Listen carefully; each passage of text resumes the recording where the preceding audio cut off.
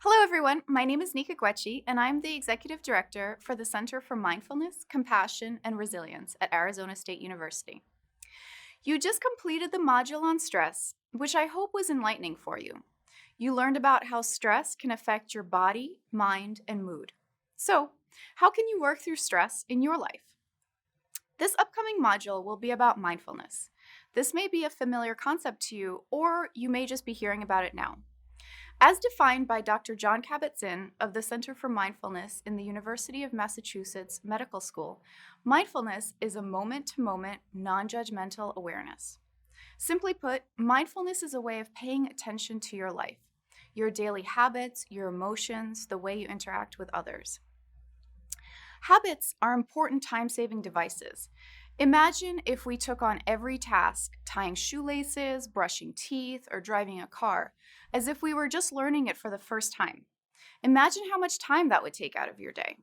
Habits are essential. However, they can stop you from living life intentionally and can sometimes steer you off course. How would it feel to live a life of design rather than default, of going beyond habitual patterns, especially in times of stress? Without judgment, think back on your morning. Do you remember brushing your teeth or putting on your shoes?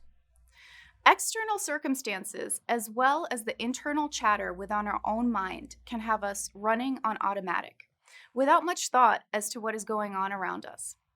Do you often find yourself thinking about the future or the past? Mindfulness allows us to come back to the present moment, to step outside of the constant thoughts and see the chatter for what it is, internal dialogue, and not who you are and what makes you you.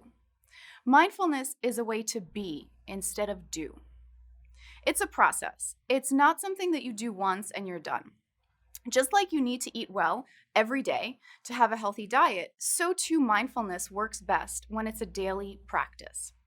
And with practice, you may see that your intuition becomes sharper.